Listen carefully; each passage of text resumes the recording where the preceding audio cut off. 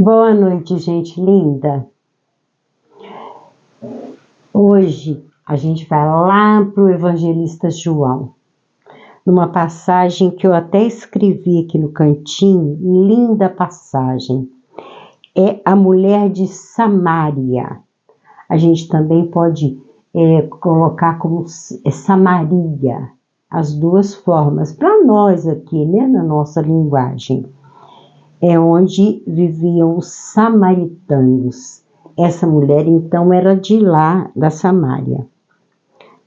Ela está no capítulo 4, do versículo 1 ao 29. A gente vai passar rapidinho, não precisa se assustar, porque são 29 versículos, tá bom?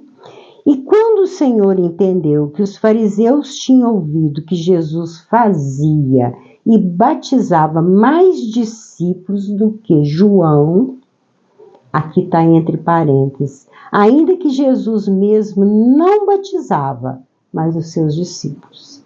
Então os fariseus estavam entendendo que Jesus, que todos tinham ouvido Jesus, e estavam já reconhecendo o valor de Jesus, porque muitos o seguiam e que batizava. Mas aqui João está explicando que Jesus não batizou ninguém. Quem batizava eram os discípulos, eram os apóstolos, que copiaram de João o Batista, que batizava. Esse João aqui é o João evangelista, não, são dois João, tá, gente? Esse aqui é o evangelista. E ele está dizendo que os discípulos copiavam de João Batista e batizavam nas águas, mas Jesus não, nunca batizou ninguém. Essa questão aí de batizar os outros porque está copiando Jesus, Jesus não batizava, não. Eram os discípulos. Ele então deixou a Judéia e foi outra vez para Galiléia. E era-lhe necessário passar por Samaria. Então, para ele ir de um lugar para o outro, como ele andava muito, né, para pregar, para ensinar sobre o reino de Deus, atender as pessoas necessitadas e falar das maravilhas da questão de Deus, ele então precisou passar pela Samária. E era difícil, porque os samaritanos, que é o povo da Samária, não combinavam com os judeus e vice-versa. Eles não combinavam. Então, foi, pois, a uma cidade de Samaria chamada Sicar. Era uma região da Samária que tinha cidades. E ele foi a essa chamada Sicar, junto da herdade que Jacó tinha dado ao seu filho José. Herdade é uma propriedade, onde Jacó, um dos patriarcas, que está lá descrito no Velho Testamento, havia dado ao seu filho José essa região ali, que a gente sabe que José tem uma história até muito bonita, que depois ele vai para o Egito, né? Aqui é José novinho. Então, e estava ali a fonte de Jacó.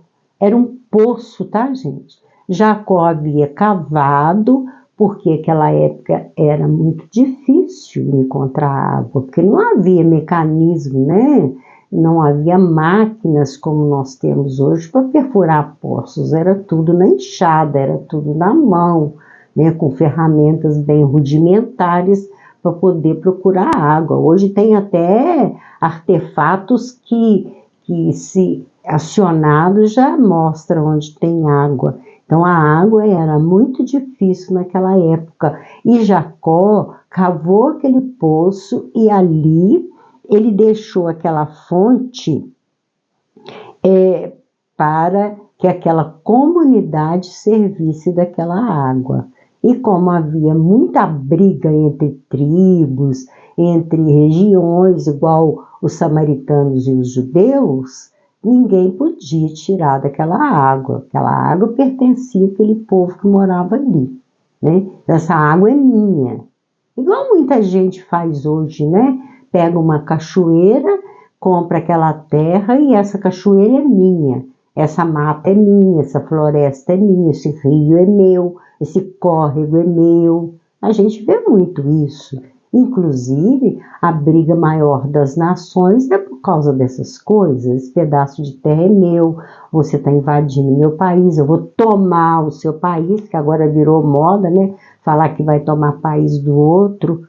E como se o planeta Terra nós fôssemos donos disso, né? Eu já falei isso um monte de vezes, a gente que não é dono de nada, a gente é usufrutuário disso tudo.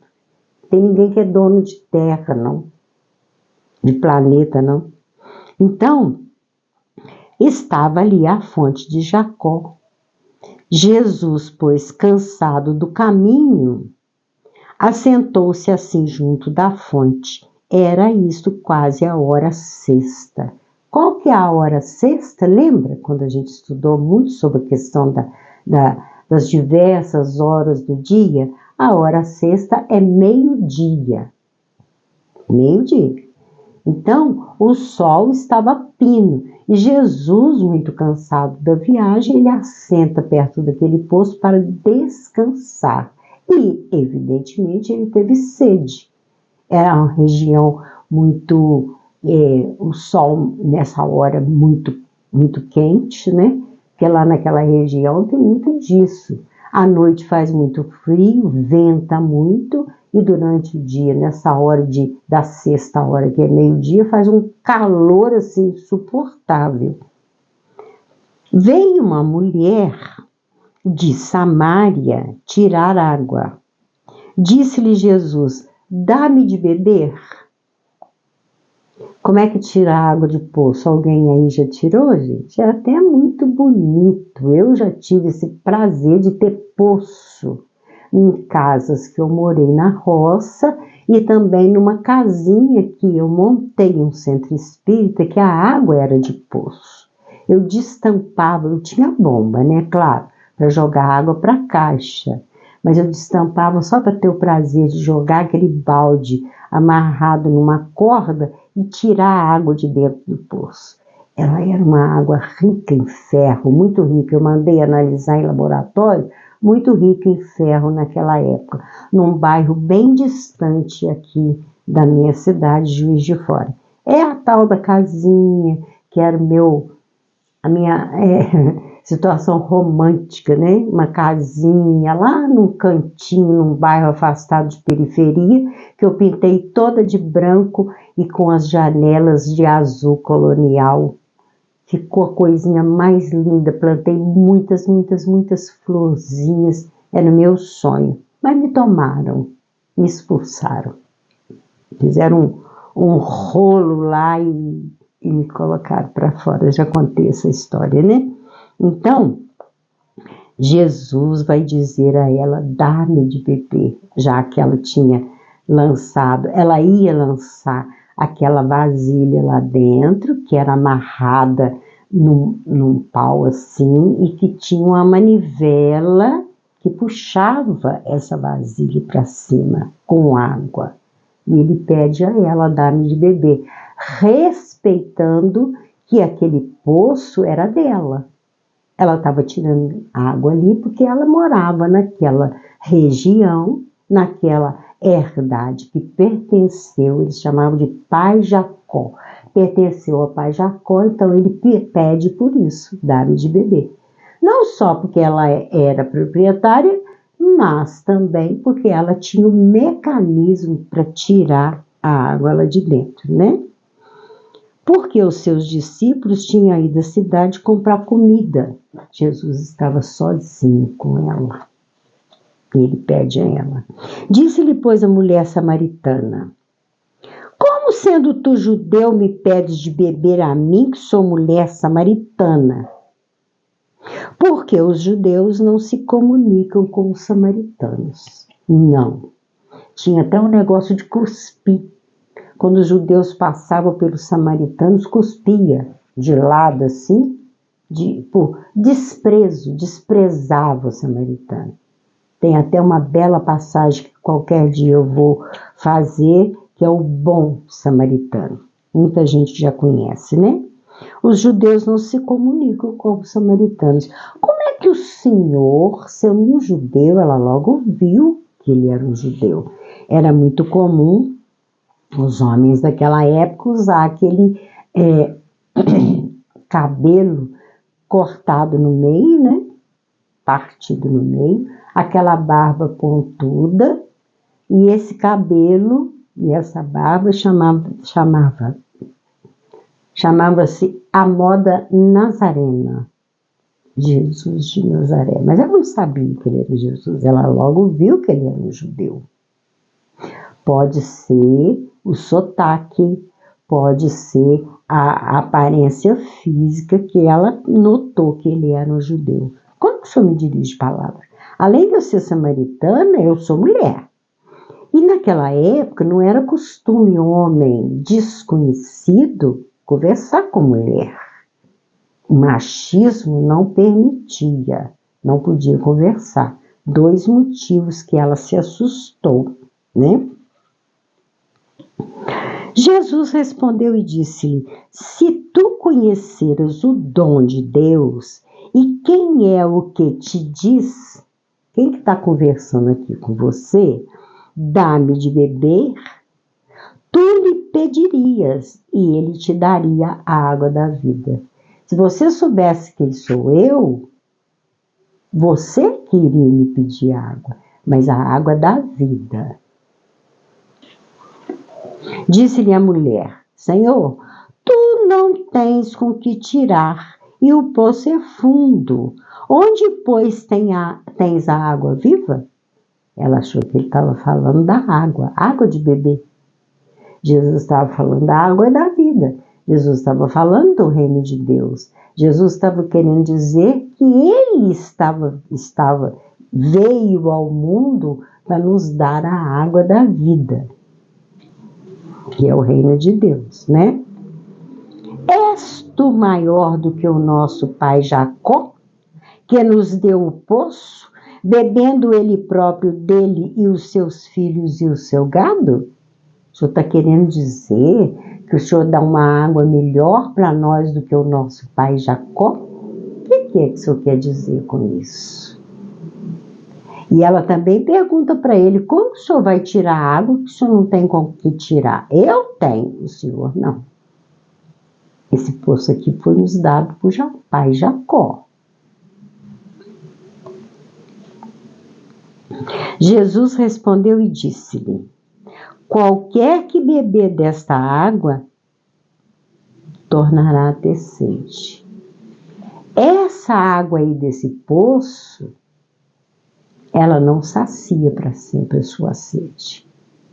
Tornará a ter sede. Você vai voltar aqui para pegar água tantas quantas vezes você e os seus tiverem sede.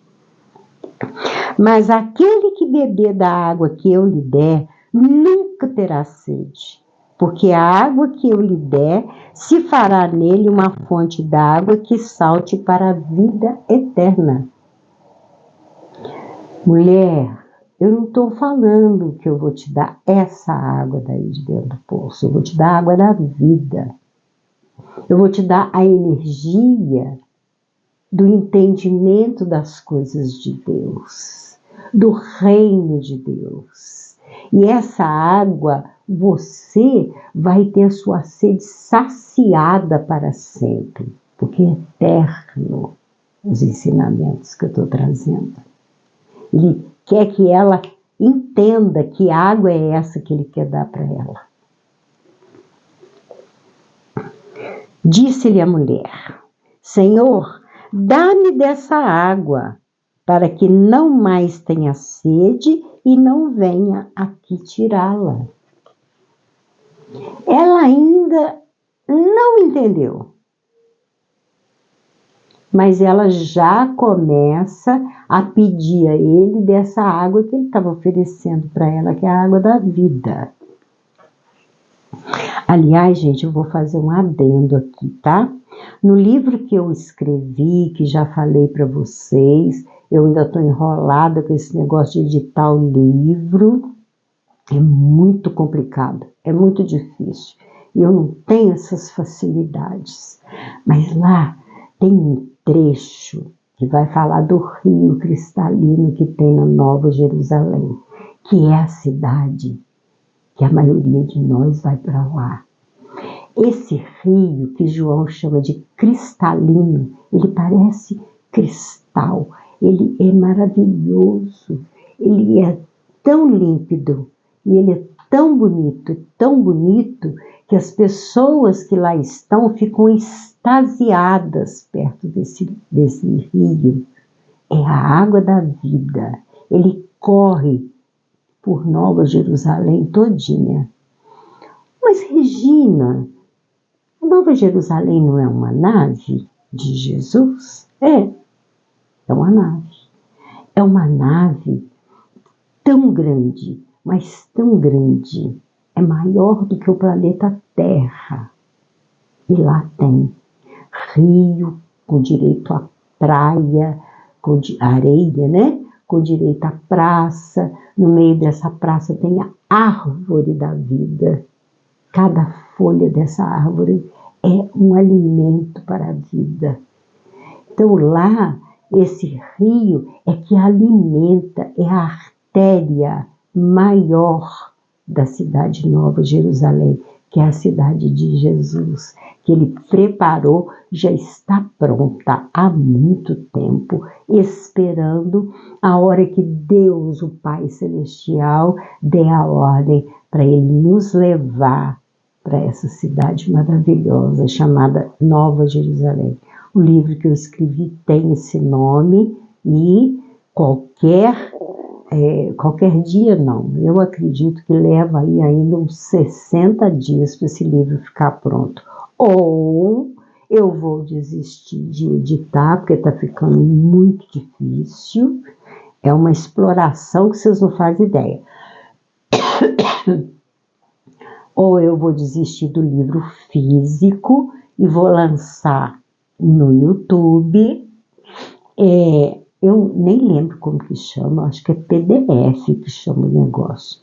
Ele é narrado, mas eu vou ter que procurar muito, que eu não quero narração robótica, eu quero narração feita por ser humano, principalmente uma bela voz masculina para poder narrar as belezas, as perguntas, narrar as respostas e aqueles lugares lindos que está no livro. Vocês vão adorar. Eu fiquei em êxtase. Quando eu percebi, quando eu já estava mais da metade do livro, que eu percebi que era um livro, porque a princípio eu não achava que era um livro. Gente, é bonito pra caramba. O tal do Rio é de extasiar. O que a cidade Nova Jerusalém faz para poder revigorar nesse rio. Gente, tem canoagem, tem natação, tem lugar para as crianças brincarem nessas águas. É maravilhoso, é maravilhoso. Chama-se Nova Jerusalém. Eu sei que vocês estão ficando curiosos, mas aí de algum tempo aí, a hora que eu vencer, né, a tecnologia, coisa que eu não entendo nada, eu precisava de ter alguém.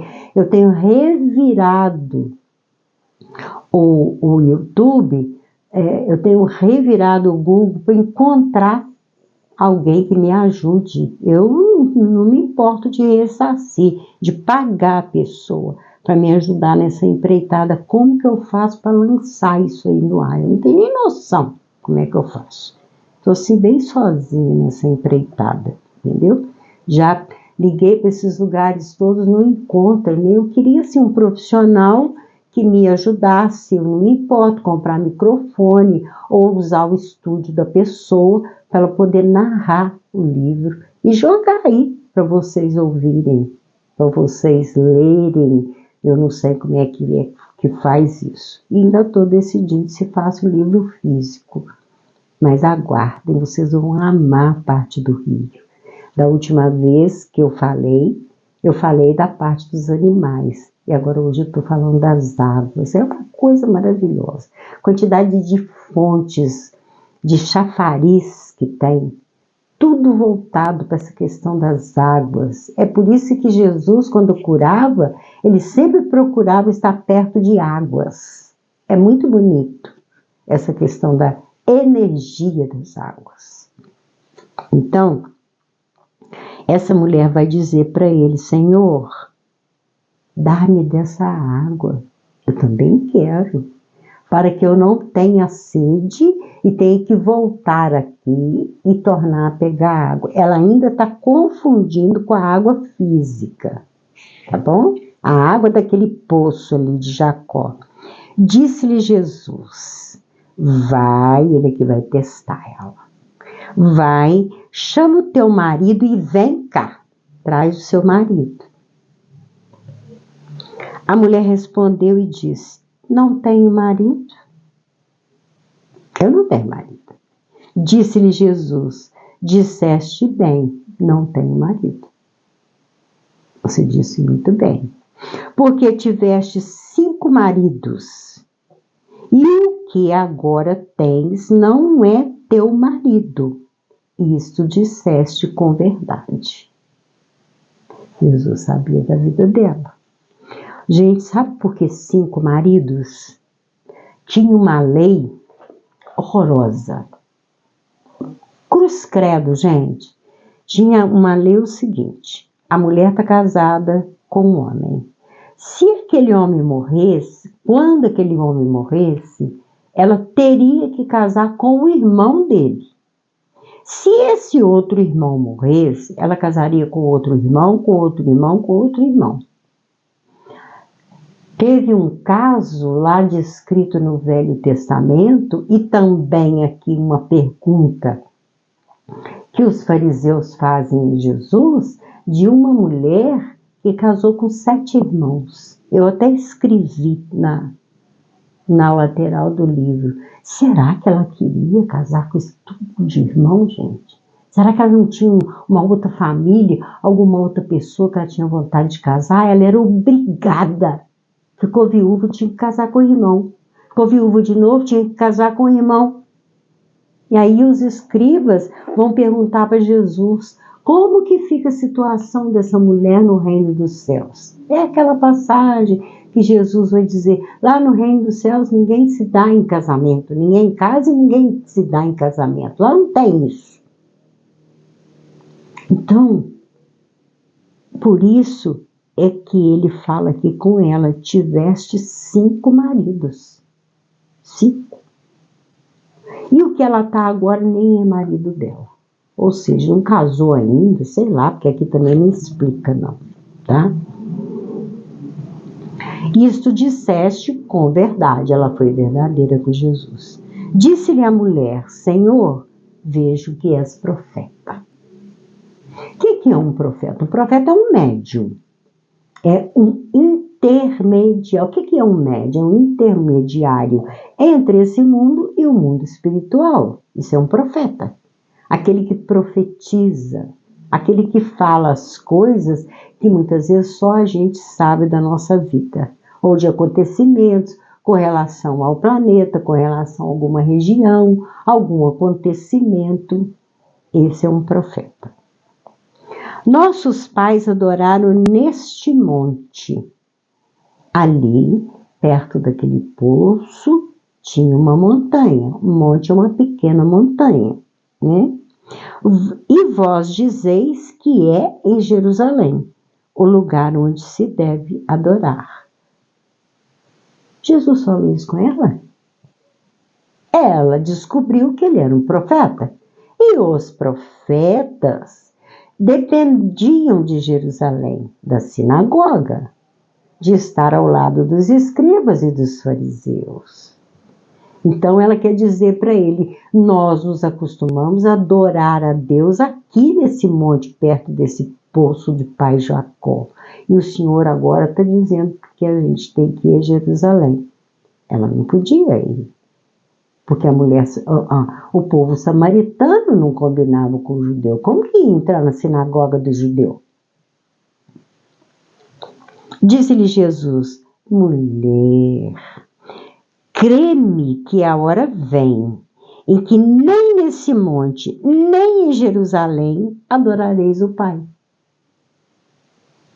Nem aqui, no monte, nem aqui perto desse poço, nem em Jerusalém, nem em lugar nenhum.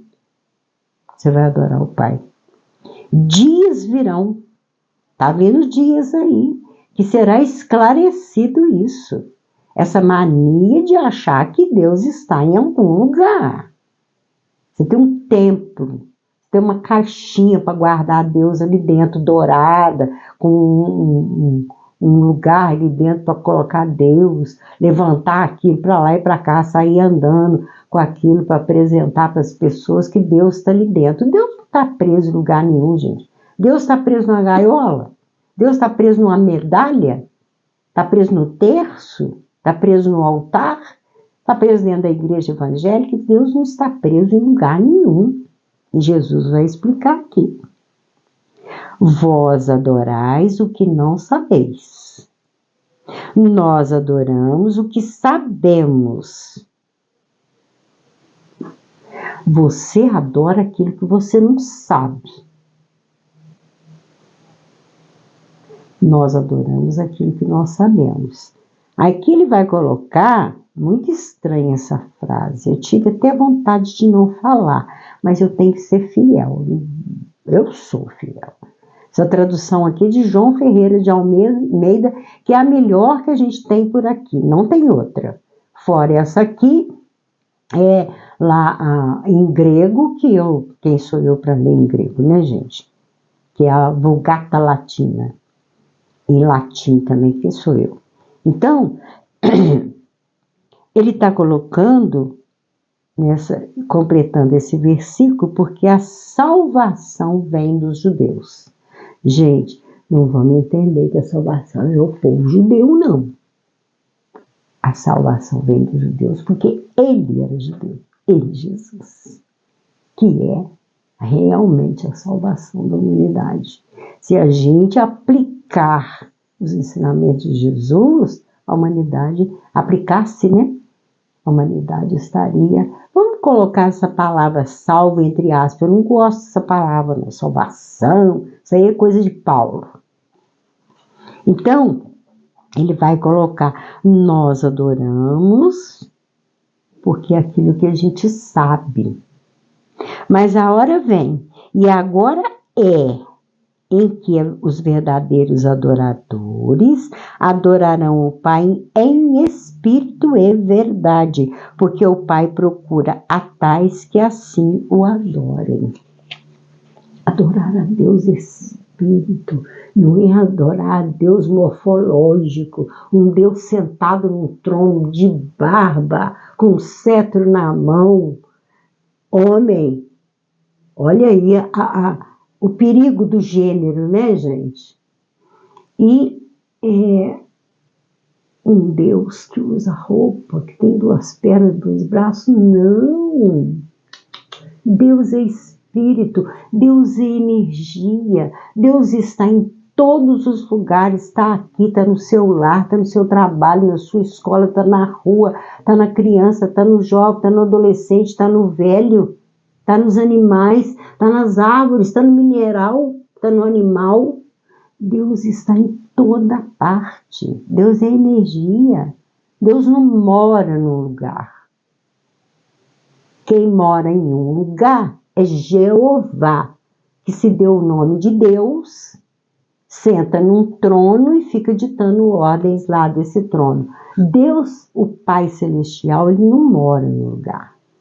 Então, é espírito. Deus é espírito e importa que os que o adorem em espírito e verdade. Deus, o Pai Celestial, nosso Pai, não é nenhum representante. No paraíso tem Zeus, entre o povo indiano é Krishna, Shiva, Vishnu, vários nomes, várias denominações, e que cada um quer tomar para si essa denominação de Deus para poder mandar, para poder escravizar a humanidade. Esconder Deus, o verdadeiro, o Deus, o Pai Celestial. Cada um quer ser um deusinho, né? Cada um quer ser um pouco de Deus. Isso a gente vê muito. Tem vaidade de médiuns, vaidade de pastores, vaidade de padres. É o Papa com aquela pompa toda, apesar de que Francisco não é tão pomposo, né, gente? Mas essas pompas, essas criaturas que ficam se endeusando. E eu conheci muita gente que achava que era Deus. Então aqui Jesus está falando, adorar a Deus em espírito e verdade, porque Ele é a verdade. Tudo que vem de Deus é verdade. A mulher disse-lhe, eu sei que o Messias, ela está falando aqui do Messias, que se chama o Cristo, vem. Quando ele vier, nos anunciará tudo. Que gracinha, né, gente? Falando com ele próprio, né? Eu sei que quando ele vier, ele vai nos ensinar essas coisas. Jesus disse-lhe, eu sou. Eu o sou. Eu que falo contigo. Sou Jesus, sou o Messias. Eu sou esse Cristo aí que você está falando. E nisto vieram seus discípulos e maravilharam-se de que estivesse falando com uma mulher. Todavia, nenhum lhe disse, que perguntas? Ou por que falas com ela? Eles respeitavam Jesus. Se ele estava conversando com aquela mulher, ele tinha um motivo. Se ele não falou com a gente também não vai perguntar. Mas eles se assustaram. Além de samaritana, está conversando com o judeu, ela era uma mulher. Porque os judeus achavam que os samaritanos eram raça inferior. Esse negócio de raça, gente, coisa horrível isso. Então, deixou, pois, a mulher o seu cântaro, é um vaso de barro que ela tinha enchido com água para levar para a casa dela, para a comunidade dela. Ela deixa ali. E foi à cidade e disse àqueles homens. Ela vai a Sicar e comunicar com aqueles homens, né, daquela cidade, com certeza até aqueles mais importantes, ela vai lá dizer para eles que ela tinha encontrado o Messias. Ela acreditou nele. Vede um homem que me disse tudo quanto tenho feito. Um profeta. Porventura não é este o Cristo? Então ela vai anunciar lá na cidade dela que ela tinha encontrado com Cristo. E que ele era um profeta e que ele tinha falado tudo sobre ela. Saíram, pois, da cidade e foram ter com ele. Ele sai dali correndo, né? Já pensou, ela encontra o Messias? Eu, se estivesse lá também, eu saía correndo para encontrar com ele. E foram encontrar com ele. Então tá aí a mulher de Samaria, ou Samaria, e samaritana.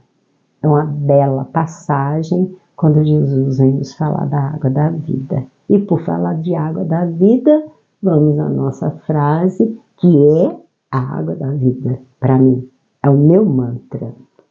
Misericórdia quero e não sacrifício.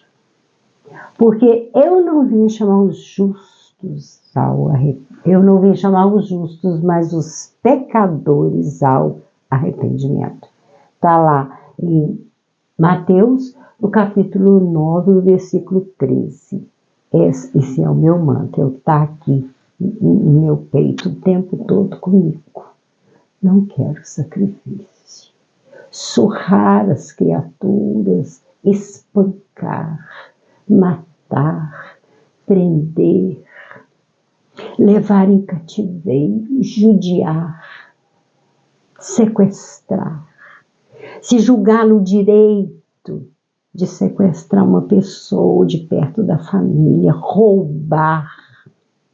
Acontece muito com criança, né? Roubar criança.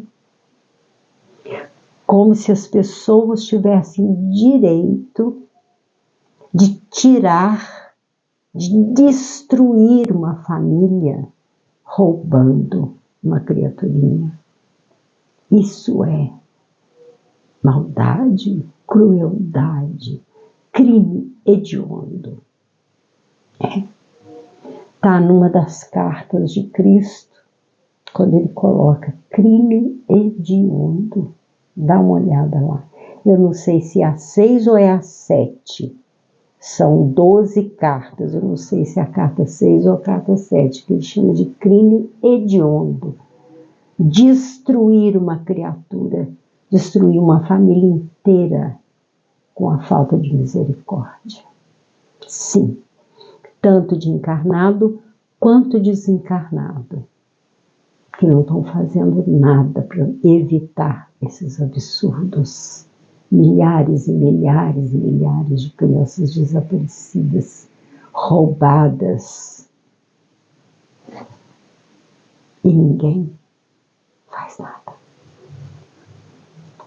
Tem uma frase de Bezerra de Menezes que ele diz que a Terra não é um navio à deriva, que Jesus está no leme e que existe um porto para que esse navio, que é o planeta Terra, ancore.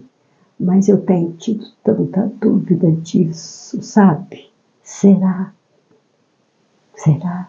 Até quando que nós vamos ficar chamando, pedindo, implorando e jogados ao léu do jeito que nós estamos? Gente com tanto sofrimento. Misericórdia quero e não sacrifício.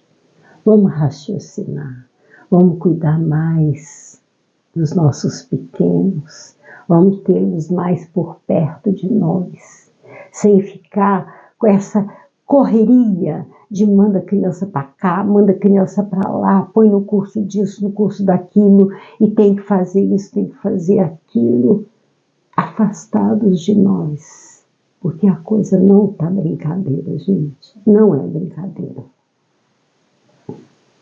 Em pesquisa feita, 2.000 crianças por minuto. Por minuto, gente. Vocês entenderam? Aquela coisa que não pode falar o nome. Infelizmente.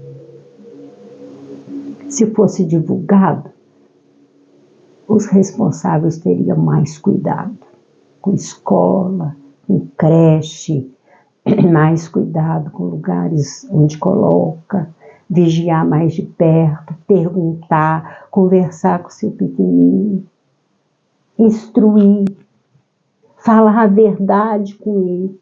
É gritante, é sufocante, é assustador, mas por que não? Falar. Fala a verdade com ele, com ela. Misericórdia quero, não sacrifício. Gente, o presente de hoje é retalho. Eu sei que muita gente gosta de retalho. Retalhinho? Eu ganho muito retalho. Uma garrafa dessas de vinho, né, tem um formato muito bonito. Eu acho o formato dessa garrafa muito bonito. Eu fiz vários círculos, vários tamanhos de círculo, alonguei com o rolo de papel toalha, né? Isso aqui é rolo de papel toalha. Improvisei aqui uma tampa, essa não abre, tá, gente? É só de enfeite mesmo. E tá aí, então, a nossa garrafa enfeitada com vinho. Só que ela eu chamo de mãe e filha. Ela tem a filhinha. Tá vendo que bonitinho? Nem sei de que é essa garrafinha, gente. Juro que eu não sei. Será que é de vinho também? Sei lá. Eu ganhei tanta garrafa diferente. Então tá aí um conjunto de presente para quem quiser. Você colocar aí no cantinho do seu rack, do seu móvel ou mesmo da sua mesa, as duas para enfeitar. E no meio desses círculos eu fiz com glitter, tá vendo? É brilhante, fiz assim dourado, ó. Elas são douradas. Tá aí então o presente de coração para vocês e de coração também para coração, um beijo no seu coração.